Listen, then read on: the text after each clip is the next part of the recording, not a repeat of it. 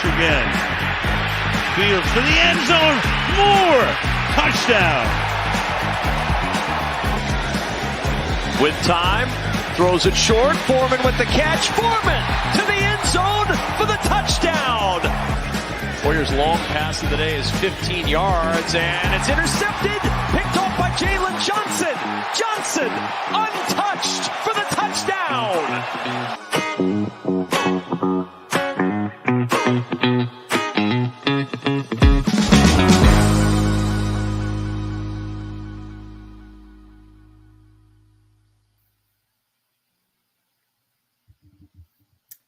What's up, everyone? Welcome in to the Willis Twin Towers podcast, Bears fans.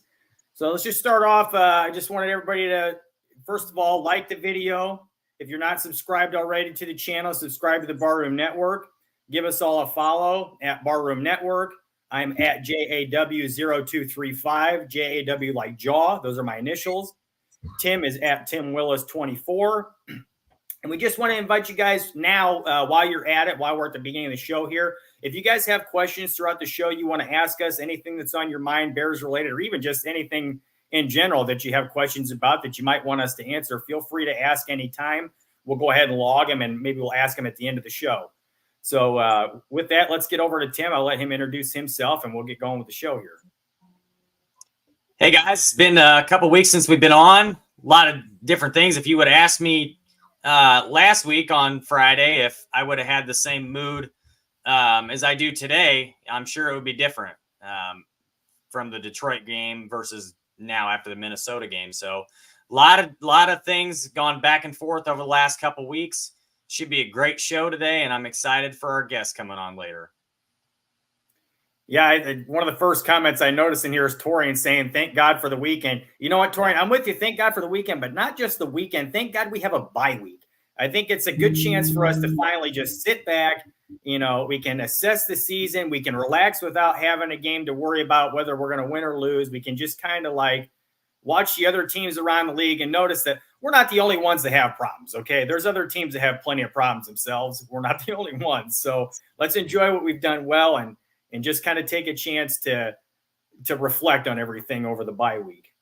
One thing I want to mention right off the bat, guys, before we get going, as we've mentioned this a couple of times in prior episodes, is the Willis's Wallops. We definitely want you guys, if you remember what we were talking about, we're looking for big hits like pancakes and big hits on defense. We're looking for any kind of big collisions you guys see, either in high school football, college football, pro football, anything you see that you want to post or send to us. We have an email account you can send to us. It's Willis Twin Towers Podcast at gmail.com. Again, it's Willis Twin Towers Podcast at gmail.com. Send over anything you guys see to me, and we'll give you some credit on the show, and we'll post it. Another thing I want to mention to you guys real quick as we get going here is we've been talking to you guys about the premise of the show, and I'll get to it in a second here, actually, because now we got our guest coming on. So let me get you guys introduced in a second here, but I do want to talk about later on in the show what the premise of the name of our show was from the beginning here, because I think it's important that we re-mention that. And then as we go from there, we'll get into some other stuff. But Tim, why don't you go ahead and introduce our guest that's coming on here, and we'll get started. Yeah, so our guest, tonight's Taylor Dahl. If you've watched any of her Making Monsters things for Windy City Gridiron, she does articles for that and she does podcasts for that as well. Or I believe it's Helmets and Heels, correct? Yeah. Well, welcome in, Taylor. I'm glad to have you with us today. And I'm sure the crowd here, in the chat room, is going to be excited to have you on as well. I wanted to start by asking you, I was looking at your Twitter, and it shows you're from Hobart. Is that correct? Yeah, so my family's technically, I was born in Jacksonville, but my family's all from the region area in Indiana. And so I spent a large majority of my life up there because after my mom had me, she moved me back to Hobart. And we lived there for a while in my childhood, came back to Florida, went back again later. So I've kind of been back and forth between Florida and Northwest Indiana most of my life. Oh, that's cool. Jeff and I are from South Bend, so we're up in Okay. that area as well. Yep. And I saw Hobart. There's a lot of really good wrestlers that came out of Hobart. Jeff and I wrestled in high school, and I coach wrestling here in Terre Haute. But yeah, cool stuff there. Cool stuff to see you're from that area. That's awesome. Yeah, same. You don't, anytime if I put Hobart on there, or like the region or Northwest Indiana, anybody from that area is always like, oh, so cool. More fellow Indianers. Yeah, that region. Yeah. So we can start by asking you a couple questions here. So let's start with your Making Monsters. So you do in-depth analysis and dig into the background of Bears players or your player of the week. So this week was Gervon Dexter. Tell us a little bit about that and tell us what your thoughts are on if you think he can develop into that game-wrecking 3 technique that this defense desperately needs. Yeah, the Making Monsters premise, it's been really fun because you get to know the guys beyond the football field, which is cool, but we learn a lot of X's and O's. A lot of times I'm talking to college coaches, high school coaches. Sometimes I'll mix in family members, brothers, dads, something like that. But I like to tie in the football with life because I think sometimes we get so wrapped up in the football player, we forget their people. And a lot of these guys are really cool guys and came from, their stories are all different. Some of them have a straight path from football to football and some don't. Like Dexter is an example of that. Dexter didn't start playing football until his junior year of high school. Basketball was his number one sport. So he kind of got like coerced into playing because the football coach saw him in the playing basketball and was like, man, that's a big guy and he looks athletic. Maybe we can make him into a football player. Dexter fought it at first. Honestly, it was like, nah, I'm not. Basketball is my thing. I want to play college basketball. And that kind of shifted. He fell in love with football over the next 2 years, started getting highly recruited just mainly because of his size and athleticism. But that just shows just what a guy Dexter is to me, because in 2 years of high school, he was being recruited by over 15 different colleges, including where he went in Florida. Florida obviously is an SEC school, so he's being recruited by highly ranked schools.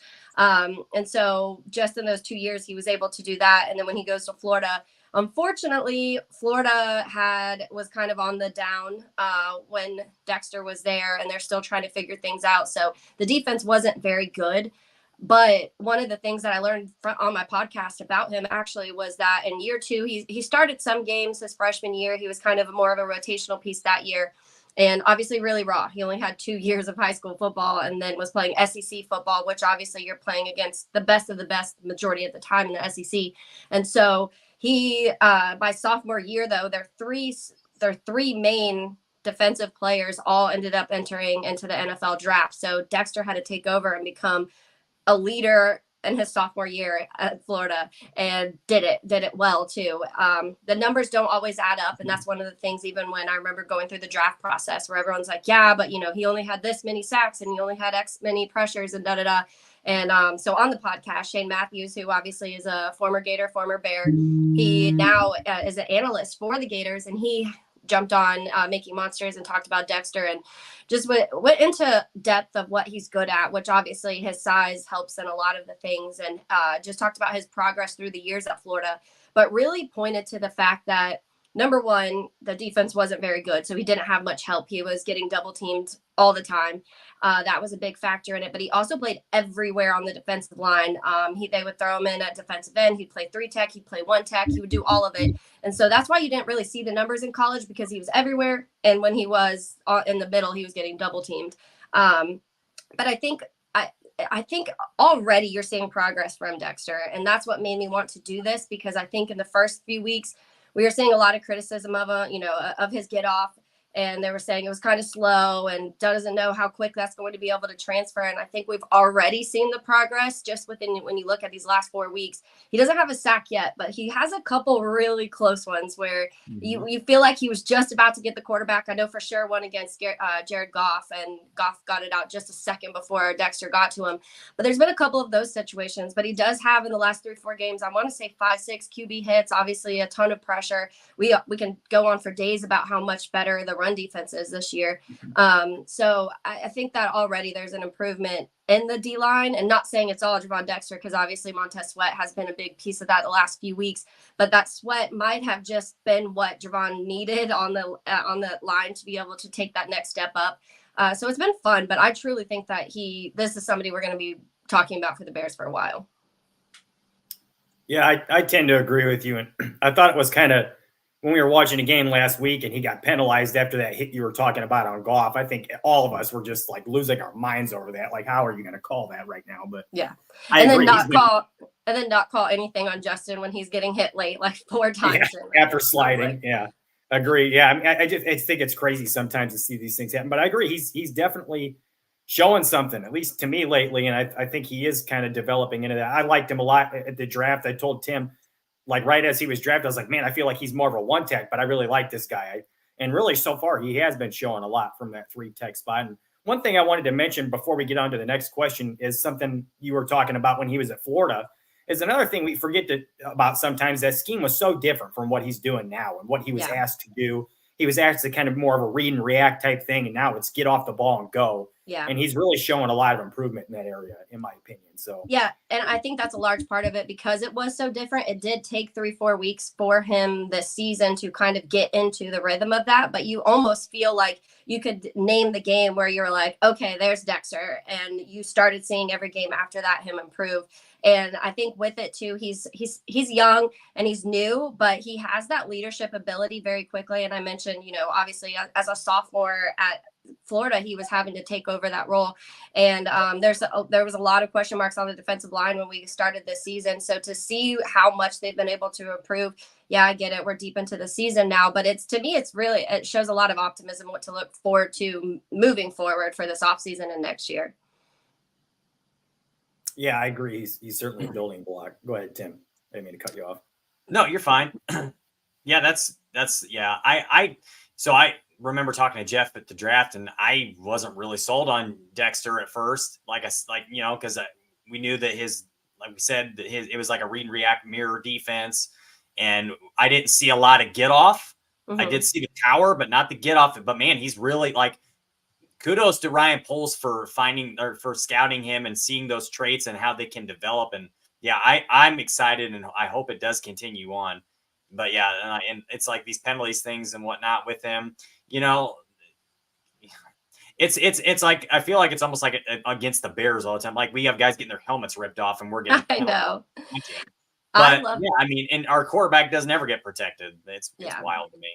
I loved the Bears social media team for posting that video of Kyler. It just called out the league of look, you have an issue and you have to start paying attention to this, because they almost they read and react. They see the first thing that happened and they throw a flag rather than trying to actually, and I get it, you have to call something right away, but you should be able to. They should have went back and been like, what's happening when they saw his face mask flopping off of his helmet. But I mean, it's just pretty obvious that's a fault.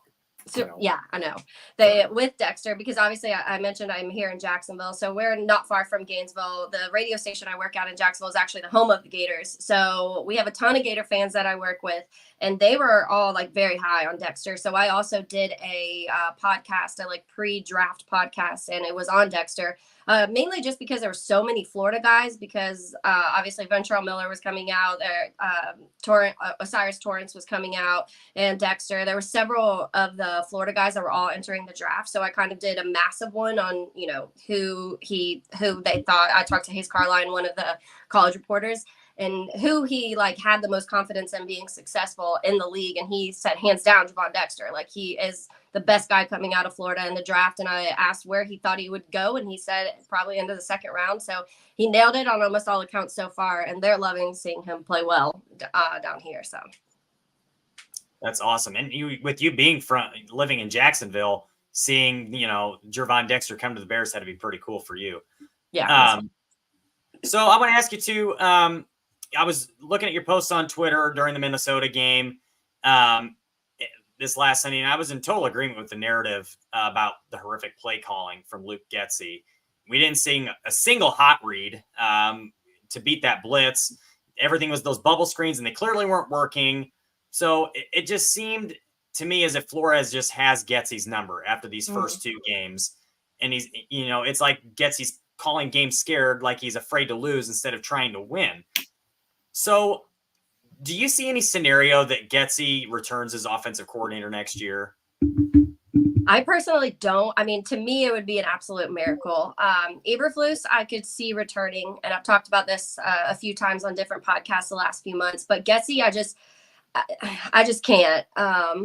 Just because of the way the season has gone, and you just talked about this Vikings game, how frustrating it was. The first time, obviously, that was the time when Justin got hurt, and then you lose him for 4 weeks, and that Bajan come in, went 2-2. That's great, but you didn't get to see Justin Fields, what he can do. And the whole point of the season was saying, hey, is Justin Fields our guy or not? And you lost 4 weeks of time because of the almost directly to play calling in that game. And then you did the exact same thing the second time you play the Vikings. And there was one play watching that game where it was almost identical to how Justin got hurt in the Minnesota game. And I was like, here we go. Why are we doing the exact same thing when you know this is how we got hurt? And it feels like he does opposite of what he needs to do with Justin. And I don't understand why that is. I don't know if he's trying to push him because he knows he can do these things and is like, hey, we know you can do it, go do it. But I was just reading an article the other day, and he's with Justin, it's saying, his success rate with certain throws and with the not other throws. So deep passing, he's one of the best in the league. I think 7th best when it comes to deep passes, 20+ yards. And then between 0 and 10, he's pretty highly ranked too. And then throws behind the line of scrimmage, he literally is the 7th worst quarterback when it comes to that. Yet we had 18 passes behind the line of scrimmage during Minnesota. And I get you do have to. It's they blitz so much. It's a lot up front that you're going against when it comes to Minnesota. So you are trying to figure that out. But at some point you have to figure out you have a quarterback that you can run RPO and play action with. So I don't know why you're not doing that the majority of the time. So to me, there's just been so many moments this season that if it wasn't for Getsy, they would have won the game. And the organization has to see that. If we're seeing it, they have to see it. Yeah, I would say definitely. Go ahead, Jeff. I was just going to say, I tend to be in agreement with you. I think it's looking more and more like Eberflus is probably going to still be here. I just think there's a lot of factors at play there. And I would not be in the least bit shocked if it was, both, he and Fields were back and Getsy was the one who was the odd man out there.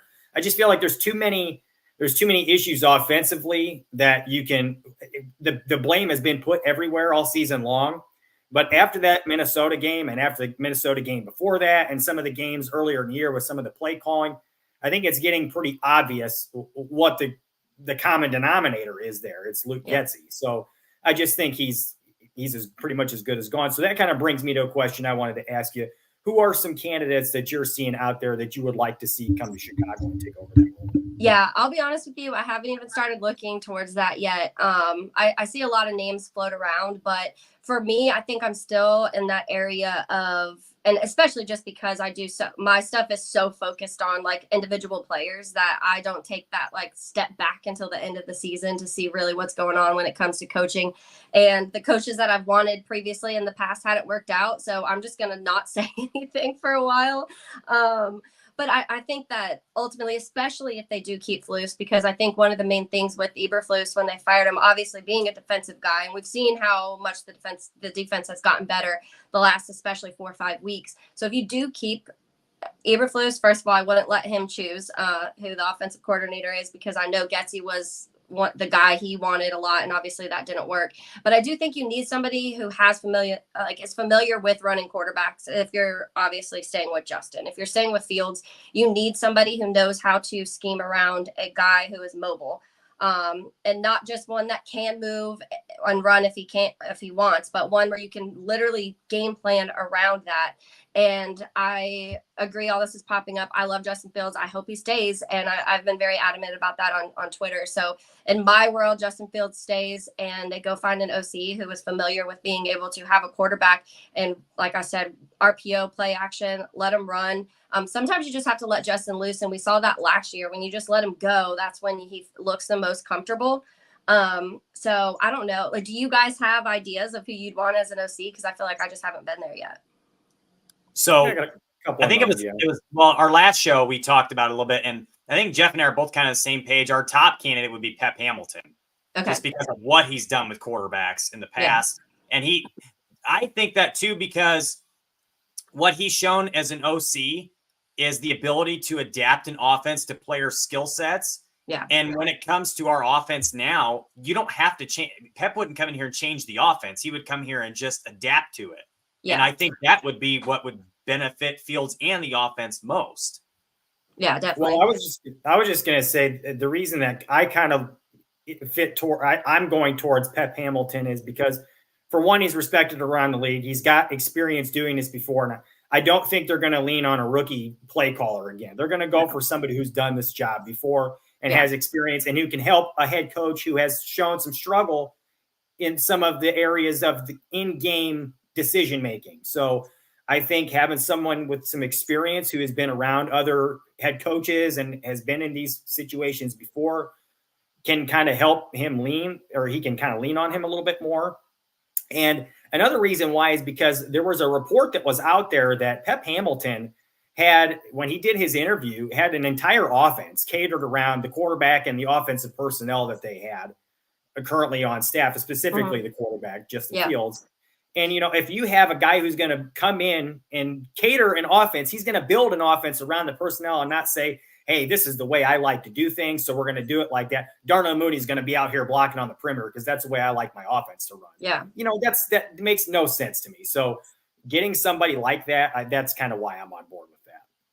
Yeah, I like that, because I think that that's the biggest problem with a lot of coaches is they kind of want to do an offense that they're familiar with rather than coming and using what you have and working around that. And the Bears are, and I tweeted this not long ago too, like the Bears are not very far away from being a good team, because when you look at as a whole, when you're looking at holes that they have on the roster, what Ryan Poles has been able to do, and I say an off season and a half, because the first off season, no first round pick, only 5 picks, no money, all of that stuff. So that one is almost a wash, except he still was able to find some pieces in the draft, obviously with Kyler Gordon and Braxton Jones.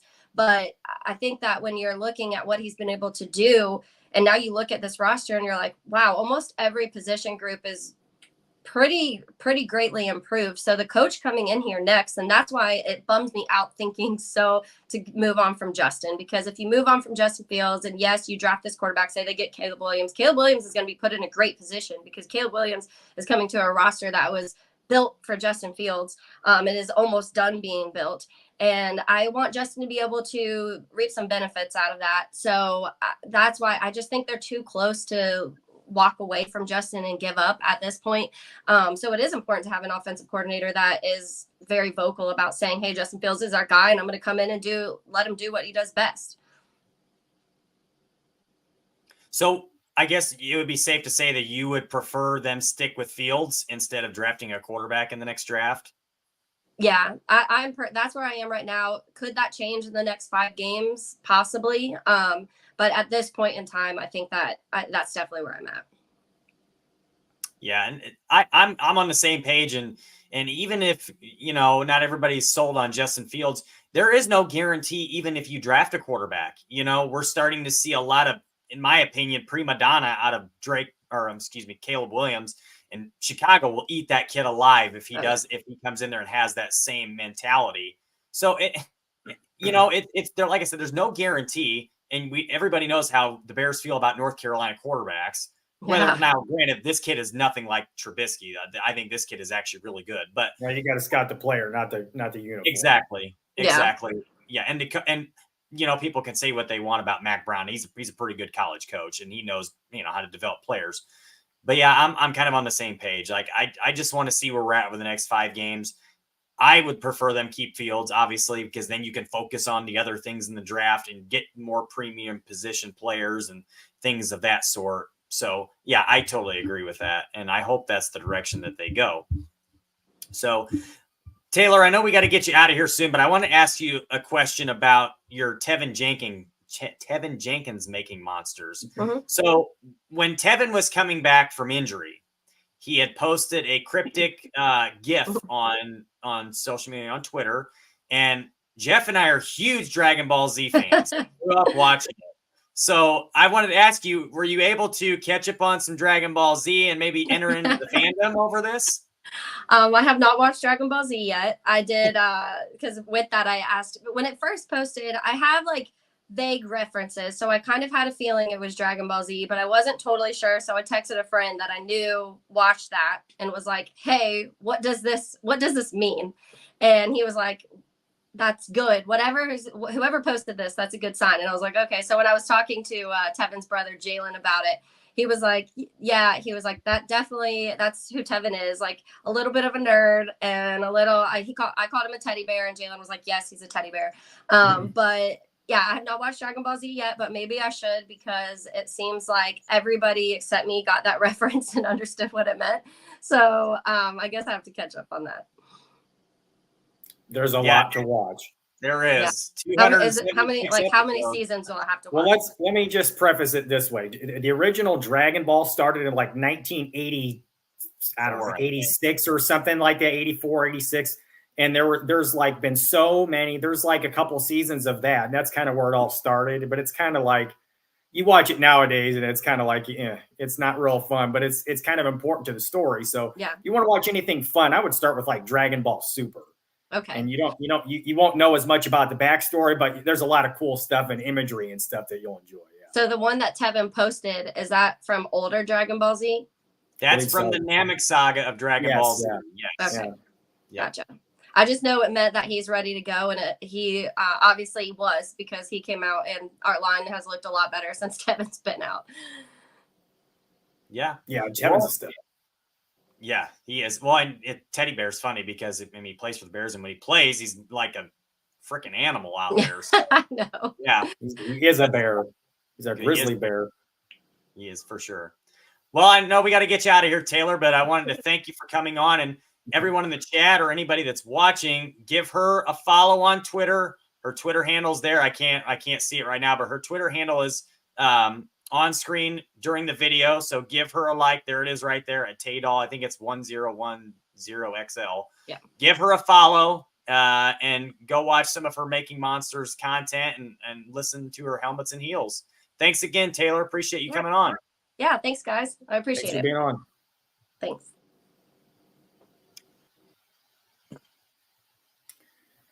So that was a good conversation we had there.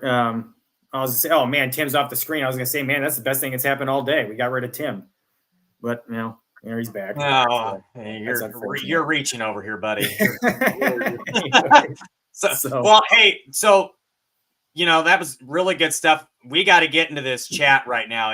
There's a really, really back and forth chat going on right now. And it's about Justin Fields and it's one, it's the discussion of, keeping him, and there's a few that are adamant that he's had enough time and things. And there was a comment posted by Leonidas, and he was talking about Fields, and here it is right here. The little amount of flashes he shows isn't enough. There's more negatives than positives.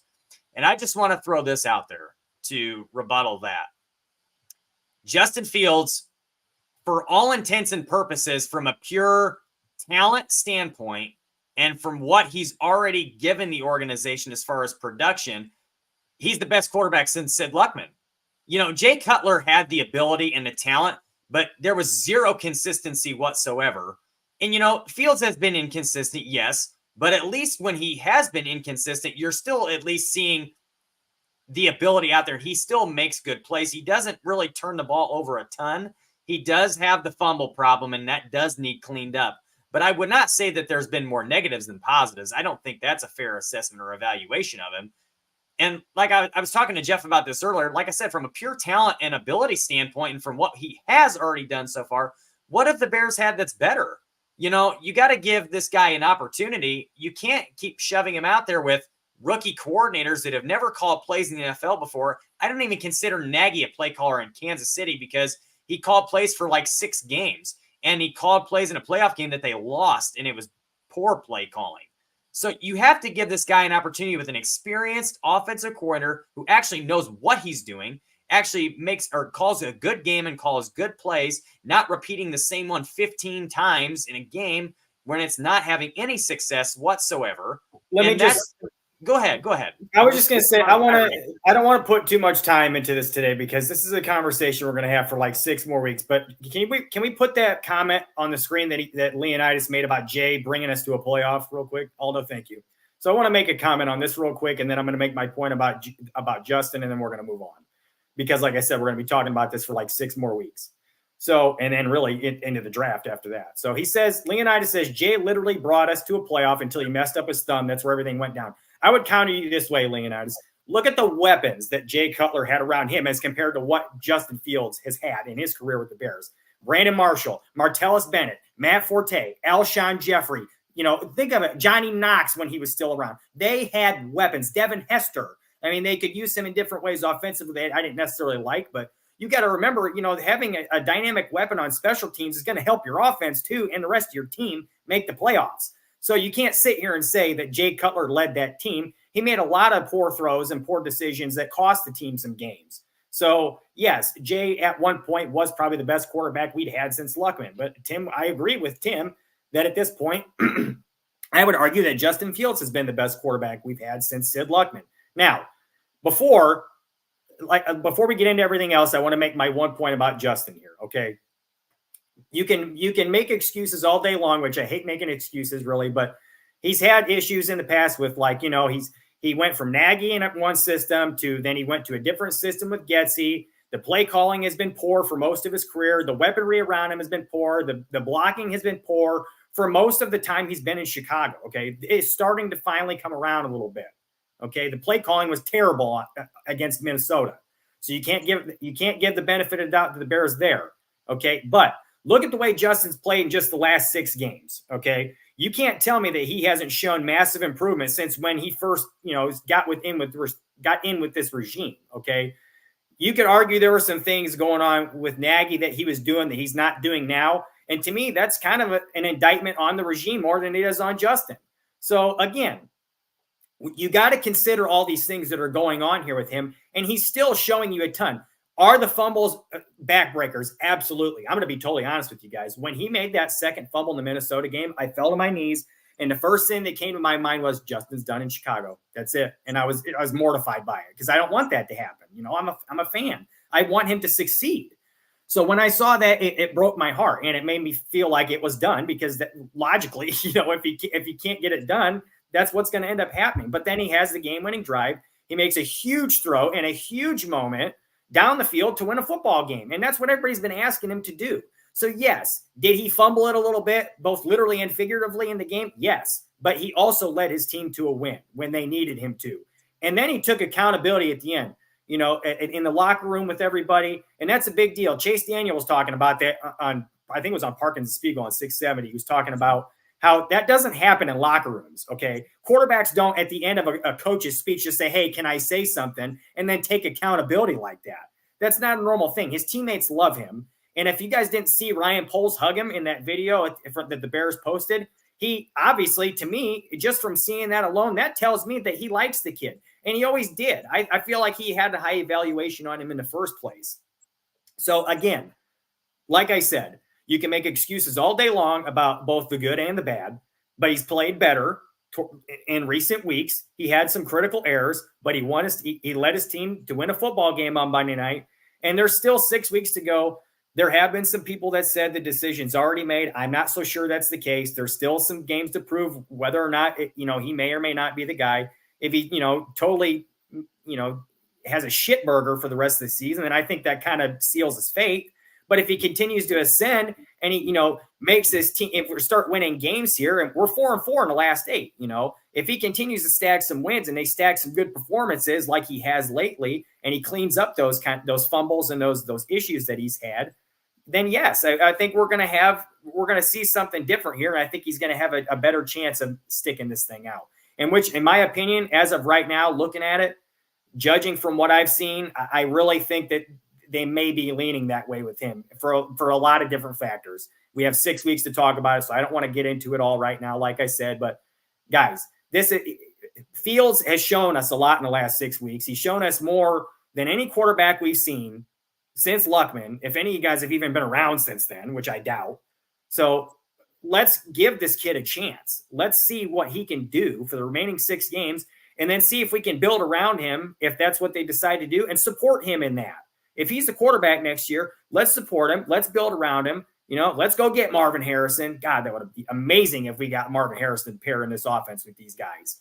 This is something that we could build with and work with, okay? They can win football games with Justin Fields. You just got to continue to progress and grow, which he's shown a lot lately. You can't tell me that he has not played better in the last 6 weeks, guys. Or his last 6 games, I should say. Not his last 6 weeks because he's hurt, but he has. That's all there is to it. So, Tim, if you want to add anything to that, go ahead. But I kind of want to get off that because, like I said, we're going to be talking about it for 6 more weeks yet.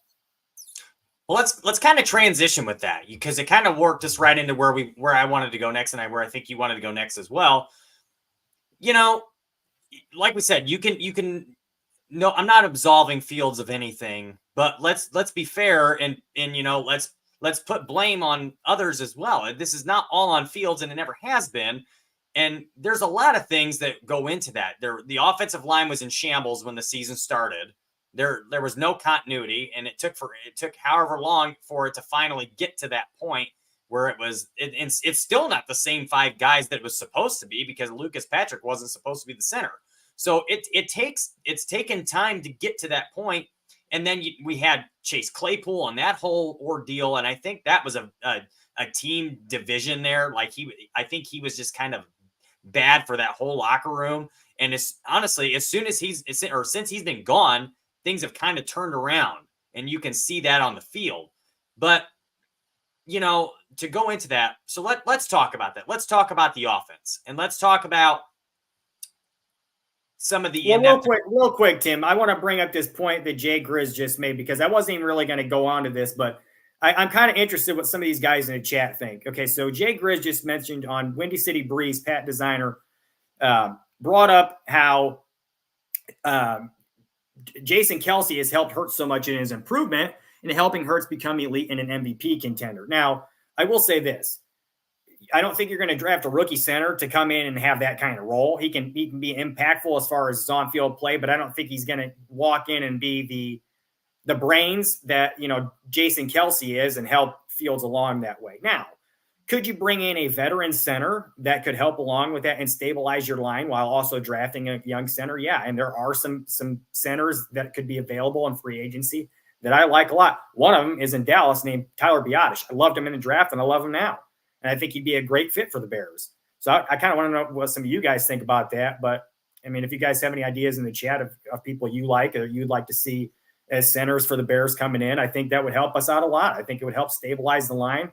And if you don't have pressure coming up the middle all the time, it kind of helps you to be able to step up in the pocket, not have to get left or get right all the time because you have somewhere to actually step up into. You're not constantly worried about your center getting drove into the backfield. So that is one of our biggest needs.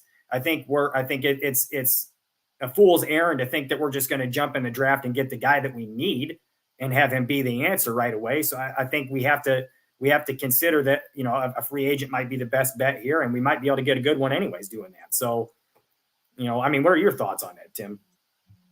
No, I agree. I think centers don't hit the open market very often, so I'm not even sure that one will, because usually if a team has a center, that's kind of like it's the most important piece of the offensive line.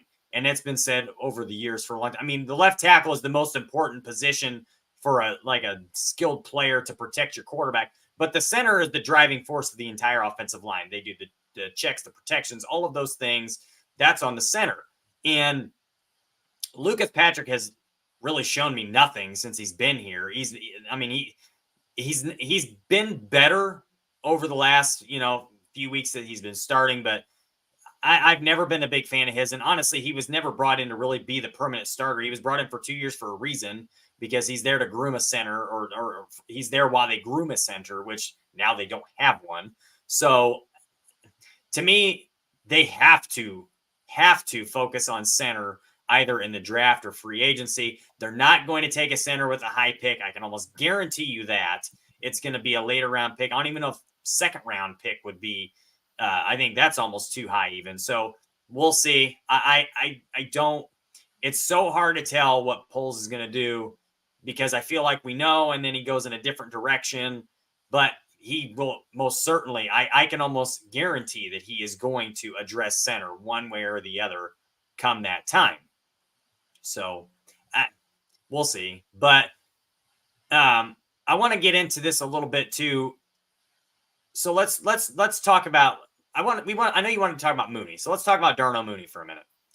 Well, before we do that, let's jump into why we wanted to start this in the first place. So, guys, we mentioned in the first show or two, kind of why how this name of this show came together. And I think it's kind of important that we break this down for you guys again and kind of explain why we are the Willis Twin Towers, how this show came to be, how the name came about.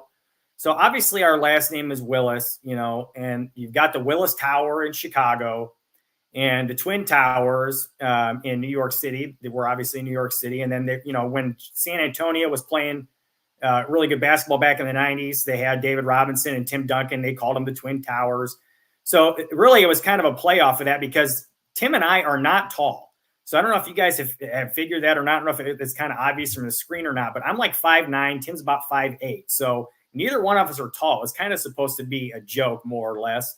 So really, I think it's important that we spend a little bit of time on the show talking about some smaller players that have made big impacts, because I think they kind of go a little underappreciated sometimes. And there have been a lot of players who were not big, especially height wise, that were very, very, very good players. Underappreciated. Underappreciated. Literally, Tim's putting his hand down. So, I mean, it's like, there's some really significant players that we can name. I got a list here of a few of them I was thinking about. Like Aaron Donald's the first one that comes to mind for anybody. He was undersized coming out.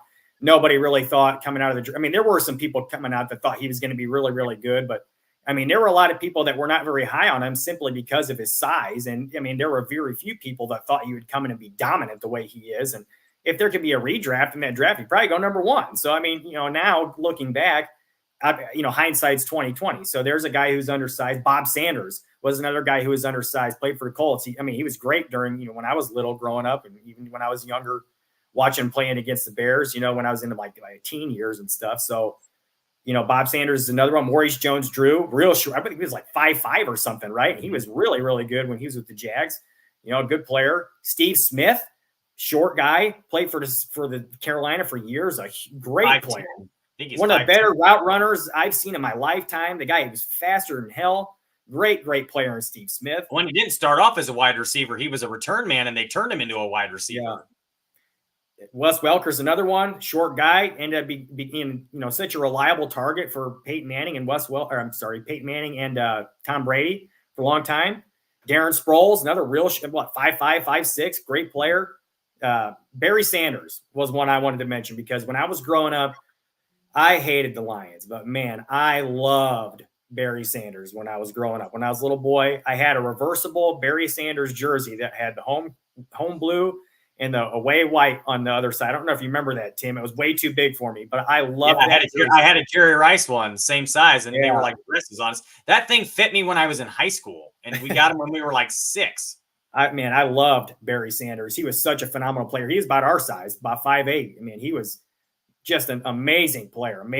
He's just so much fun to watch. So Khalil Herbert's 5'8". Yeah. I mean, there's a lot. I thought he was like 5'10". I guess I could be wrong. I think he's 5'8". I'm pretty sure. Maybe he is. But I could be wrong, but I think he's 5'8". Yeah, Amon Ra's he's not that big either. I think he's like 5'10", something like that, 5'11". You definitely got the height in that family. Yeah, I mean, these. So, I could be totally wrong about that. But anyways, the point is that there's a lot of guys who aren't real big who can have big impacts. And Darnell Mooney's like, 5'11". But I want to kind of talk about him because, we have seen a lot of chatter about him lately, about, his lack of production, about whether or not he's going to be around. And most people think it's not looking that way for the next several years, that he's going to be gone after this year. There's a lot of chatter about the whys. These things have all happened. And before we kind of talk about whether or not it's something going on with him and Justin, I want to remind everybody that in Justin's rookie year, Darnell Mooney was Justin's go-to target. They had the chemistry, okay? I don't know if you guys remember, Darnell Mooney had 1,100 yards that year, which is his career high if you haven't been paying attention. So believe me, it's not that something is necessarily going on there with those two. Now, have some throws been off that we've noticed, and have the catches not been made in some situations? Yeah, I've certainly noticed a disconnect, during the games with these two, okay? But I want to talk about this because there's something that I mentioned earlier, the words common denominator, okay? What is the common denominator in the last 2 years with all this lack of production that we've seen from Darnell Mooney? It's Luke Getsy. Not just Darnell Mooney. There's a lot of players on offense that you can say the same thing for. You can say the same about Justin. There have been some issues that Justin has had that he didn't have as a rookie that he's having now because of Luke Getsy. Brought in Bobby Tunyon, and what have we seen from him? Like five catches on the season. Nothing. I mean, it's like he was a wasted signing. He's got, like I said, he's got Darnell Mooney out on the edge blocking all the time. It's like, guys, this doesn't make sense. This guy is a down the field option. Torian makes a point here, and I was talking about, this is kind of what I was talking about earlier. Mooney only catching 59% of his passes, DJ 75%, Kmet 80+. Now, I will say this, Torian, to your point. Have there been some throws that Mooney should have caught? Yes. And that's part of that 59%. DJ and Kmet have shown that they have a really good chemistry with Fields, and he puts the ball where it needs to be, and they go and catch it. Kmet has shown some very, very strong hands this year. He hasn't dropped I want to throw something in there with that too. What's the target share difference between Kmet and Moore and Mooney? Yes, but that doesn't change whether he's caught 59% of his passes thrown his way or not. But that being said, because if he's getting more drop there's more passes thrown his way. He's going to catch more of those most likely, which would drop or raise that percentage. I'll give you that. But at the same time, again, like the 59% thing. So look, to me, I feel like he just is not there is a disconnect there somehow. And it's not necessarily just on quarterback receiver. We are seeing some missed throws there. And I don't know if it's necessarily because Mooney's not hitting a landmark or Fields is just not hitting him with the throw in the right spot. We have seen some throws that were catchable, as I've said.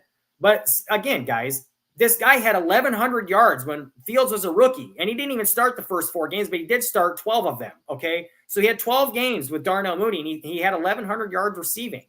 So, look, and he wasn't even looking at Allen Robinson, who was their top target. Now, you can say some other things about that, too, like the routes he was running and the fact that they didn't really use him in the same way they did the first couple of years he was there. But, I mean, still, Darnell Mooney was the guy as Fields' rookie year, okay? So, so Aldo makes a good point here, too. So, Mooney's production might also be a result of Fields' inability to effectively go from first to second and third reads. There is some truth to this, okay? So, yeah, have there been some times where it's, first read, second read, or even first read, not their run? Sure. Lately, though, we have seen that he's doing better in his progressions. And really, throughout his career, we have seen that he can get through his progression. So I don't think that's always the case. There is some of that there. But again, let's go back to this other point, though. Well, and DJ Morris, hang on. Let me say something real quick. There are situations where Mooney is the number one target. And it's not just, it's not like they're few and far between.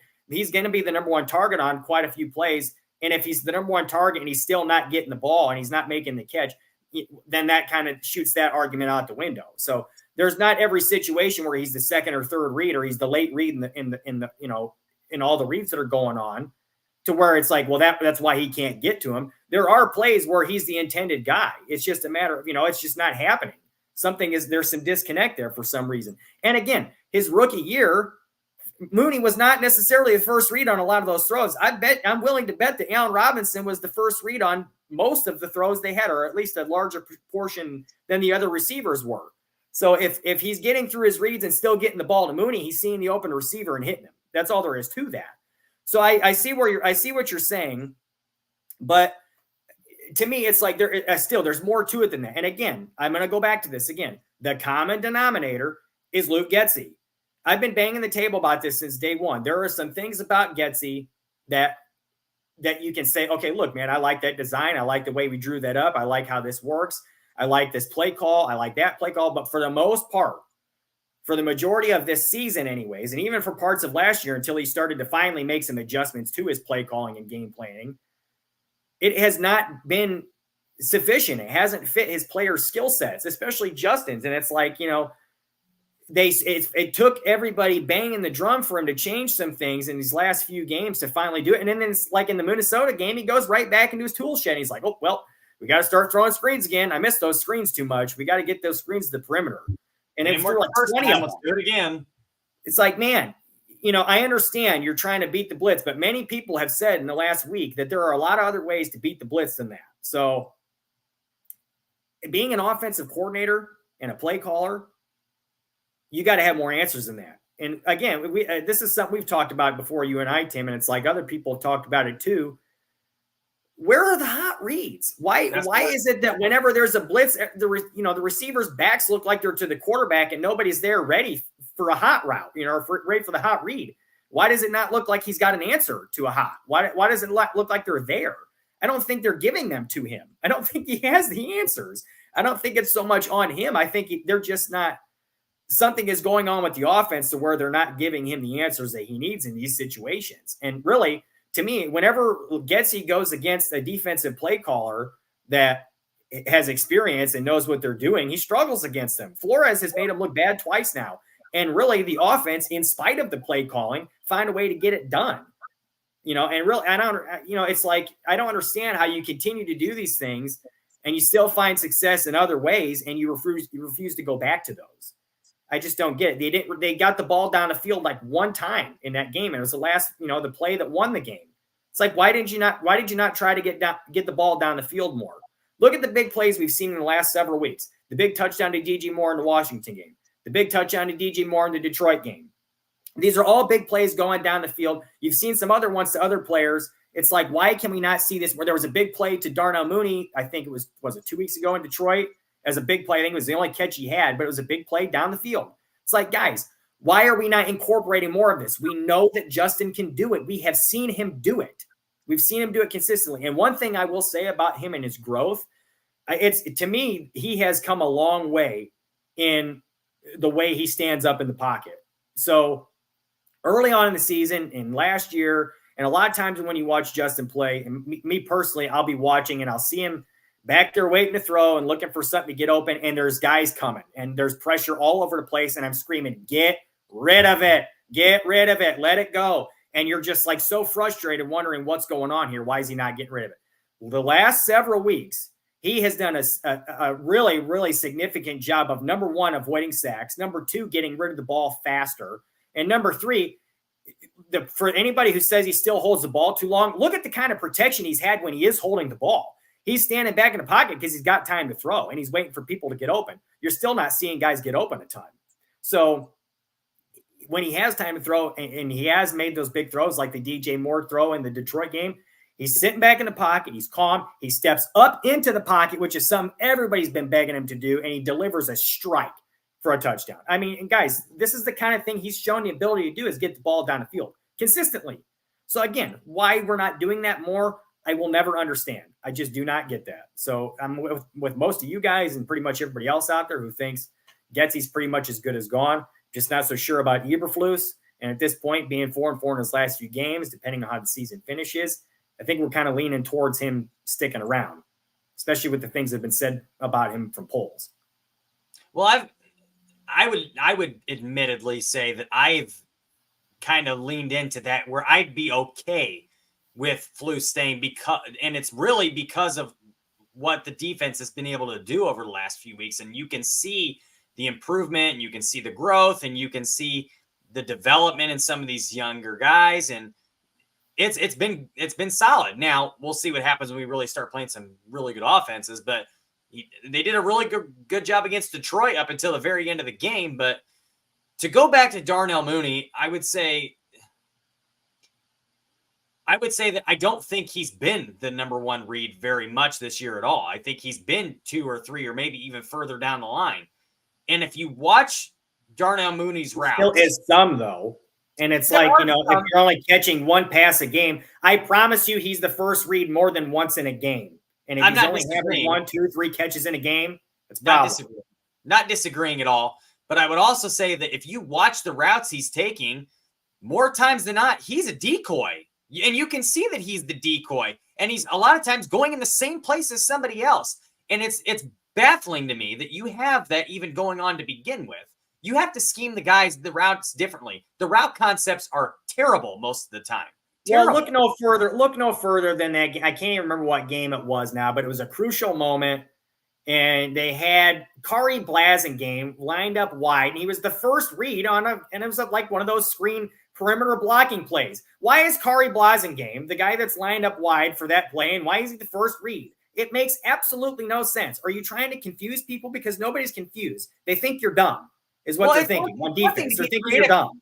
It's one thing to be creative and try to set up a mismatch or to try to confuse somebody by putting Kari Blasingame out there because they don't expect the ball to go to him, but he's not going to make the play. It doesn't matter how much you're trying to surprise somebody when he's not going to make a better play than somebody else would, even if they knew it was coming. Like he tries to get too cute and think too much into this stuff, and you can't do that. So, and this is the other thing that bothers me about it. Darnell Mooney, in his whole, 5'10", 5'11", 170-pound frame, is always the guy on these bubble screens that we run so much of. He's always the lead blocker or a blocker on the play. Why are we not setting up screens to Darnell Mooney, who is probably our fastest wide receiver, besides Velus Jones, who I'm not even going to talk about that.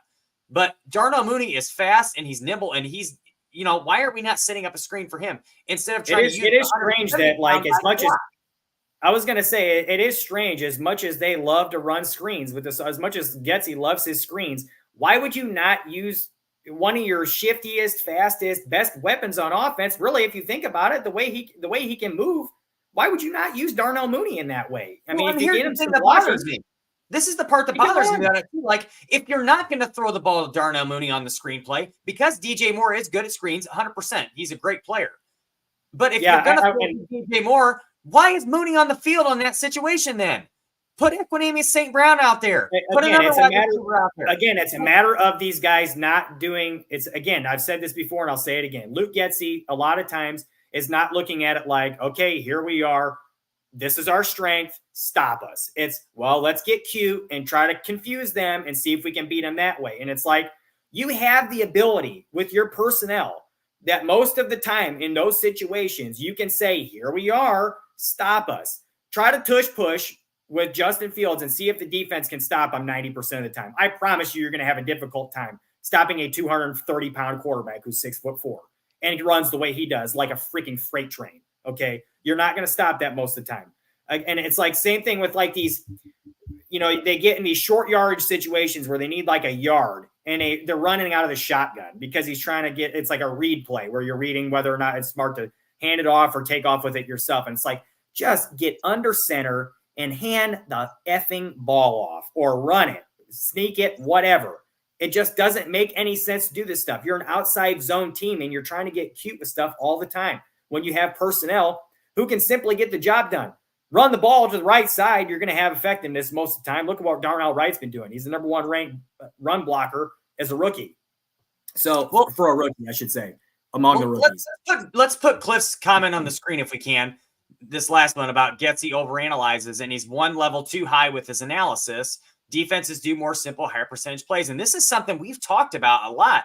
It's almost like he's trying to think way too hard about it and try to he's overthinking, and he's trying to he's trying to confuse or fool the next guy. And it's like, you don't have to do that all the time. Yeah, that's like a trick play thing, or that's when you do those things. You try to get smart and try to overthink things. That's 1 or 2 times a game, in a situation where you really need it. You don't do that every play of the game. You're not smarter than everybody, Luke Getsy. There's guys that have been coaching this league for a very, very, very long time. You're not smarter than they are. You're not the second coming. You're not going to, I don't understand what the thought process is there. Sometimes it's best to just play to what you're good at. Use your strengths. You don't have to be super creative. The tush push is a prime example of that. Just get your 230-pound quarterback in front and move him forward. That kind of brings me to, so Aldo makes a point here too, that the first player of the game against Minnesota was a screen to Cole Kmet. That's kind of similar to what we're talking about. It's like, what are we doing here? Why was that the thought process? Okay, let's start the game off with a screen pass to our tight end. Why? Why was that your thought process? That's what I want to know. What is going on in your head when you're thinking that? Okay. That's not even a threat of Cole Kmet. Tell me this, guys. Mooney blocking. Yes, Mooney is blocking on that play. It's like, what are we doing here? So again, look, and I've been saying 170-pound player. Let's have him block and take the 250-pound tight end and let him take the screen pass. And so that kind of brings me to my next point. It's like every once in a while I'll pound the table and I say, let's take a shot here, like to start off a drive. So a drive will come up and it's like, well, it's first and 10. We've had some stuff going on in the game. It feels like the right point to me, flow game wise. Let's take a shot. How many times? And really, at the start of the game, I would love to see them start a game taking a shot down the field. Have we ever seen that in this regime? I don't think so. I don't recall a single time where they started off a game taking a shot down the field. And why would you not? Why would you not have the personnel to do it? Take a shot. What's it going to hurt to take a shot down the field on the first play of the game? What happens if you score? Well, that was a good thing to happen, wasn't it?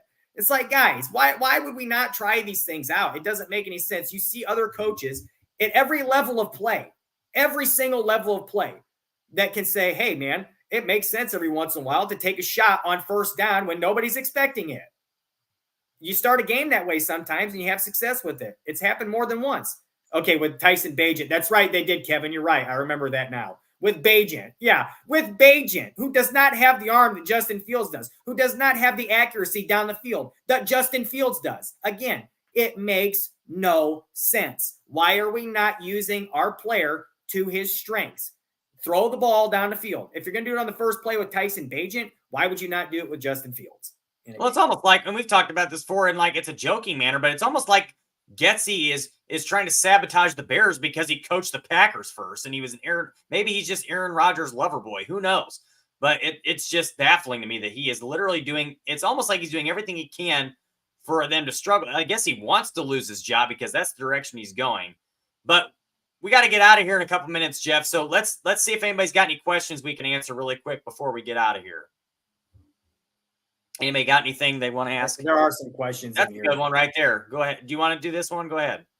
Yeah. What if the Bears drafted Michael Penix Jr.? So if anybody doesn't know, he's the quarterback at Washington. He's a lefty, if I'm not mistaken. I'm 99% sure of that. He went to Indiana first. I don't watch a ton of college football, guys. I'm going to be honest with you. I watch college prospects. I try to evaluate single prospects more so than I actually watch a ton of college. I do watch Notre Dame games. But I'm one of those people. I just like the product is so inferior to me that I would much rather watch professional football than college. But I do like to watch the players who are going to be in the league and see what they can do. So as far as Penix, there are some things there to like. I think he could be a good player. I would tend to doubt the Bears would draft him. I don't know that he's a first round prospect. I really haven't. I haven't done a ton of evaluation myself. Well, he's on this guy. 45 years old, so he's probably not much of a prospect at this point. I don't know about that. Well, anyways, he's in his seventh year of or sixth. He's a or good football player right now. If they drafted him, I don't think he'd be I don't know if you'd label him a starter right away. It'd probably be more as like a developmental prospect to potentially be a starter. I don't know. That's a good question. I don't know if I'd be on board with that one myself. Just because, where they would be drafting him, I think he's probably like a second round guy. I don't know for sure. Like I said, I haven't done a ton of my own self evaluation on him. He's a good player, I know that, but I don't know. It's hard to say. I would tend to doubt if they're going to go a quarterback. And really, lefties are kind of. I don't want to say that nobody goes that direction. I mean, Tua's obviously a lefty, but it's like they're few and far between. And I think there are probably regimes out there that are still a little leery simply because of that. For traditionally, that doesn't really happen a ton. And for, your left tackle is your best pass protector. And it's easier to find left tackles who, I don't know, left tackles who can protect that side and they're used to doing that and then trying to move him over the right side, I guess is what I was trying to say. But, I don't know. As far as Penix, like I wouldn't be totally against it, I guess, just because it means that they had they had belief in the guy. But I don't think he's a first round talent. They don't even have a second round pick. So they'd probably have to move back into the second round to get him, would be my guess, because I doubt he falls further than that. But again, I don't know that for sure. So, I mean, maybe you guys have a better idea about that than I do. Well, I would just say really quickly too, though, as far as because you got to remember, if he's the left-handed quarterback, that means he's got his blind side is going to be the right tackle. And I'd say that we got a pretty good one over here. Darnold's pretty good. Yeah. But we got to get out of here in a minute. Maybe we have time for one more quick question. There is another one here. So being Irish fans, so Jay Grizz wants to know, being Irish fans, do you guys have any thoughts on Al Golden as possibly being hired by our Bears for DC? And I'll just start and then I'll let you say something, Tim. But as far as Golden, I love Al Golden. I think he's a very, very bright mind. I think one of two things is going to happen. I think it's very possible he's going to get some head coaching opportunities in college. And I also do think there are going to be some NFL teams calling for him. I also think that he could be talked into staying at Notre Dame because I think he's well liked there, and I think they want him there. He has a multiple defense that he runs, which I do like. He does a lot of different things, brings a lot of different blitz packages. Notre Dame's a little exotic with the way that they run their personnel. They have something that they call a rover, which is like a hybrid between a safety and a linebacker. They don't really play a whole lot of traditional concepts with those kinds of with their personnel, I guess I should say. I do like Al Golden. I think he'd be a really, really good coordinator. I'm not sure if he's a great fit for what the Bears do defensively, especially if Eberflus sticks around. I'm not sure if he's the perfect guy to come in and take over the defense, especially if they're going to run Eberflus's defense. But he is a very, very, very good coach, and I really, really do like Al Golden. I would not be against them bringing him in if they did. Well, really quickly, because we got to go. But I do disagree. I think he would be a great fit in Chicago because he can run multiple, and I think he's very good at playing, again, to players' strengths. He's done it in Chicago very well, and he's a great, great, great developer of players. And I would say I would love him to stay at Notre Dame, and I think he should, and I think he might actually. But I think he's going to either A, get another head coaching job in college, or I could 100% see him coming to the NFL as a DC. And honestly, I would not be surprised or shocked one bit if he was hired by the Bears for DC. But we got to get out of here, Jeff. It's been a great Last question from Cliff here before we go. He wants to know if we switch spots in the hat to mess with you guys. Cliff, this is Jeff talking. You will almost never see me wear a hat. Almost never. I just don't like them. I don't like wearing hats. I don't like the way they feel on my head. I've got a small head, so they never fit right. Tim is the one that always wears a hat. If the side switching thing, you have to take that one up with Aldo if you have any complaints to make about that. So when I keep my hair on top a little bit longer than Jeff, what little bit of hair I have on there. And honestly, I'm just being respectful of you guys because, the light from the camera and the light, I don't want you guys to be blinded. Whereas Jeff obviously doesn't care about your eyesight and vision. So, let him blind you all. That's fine.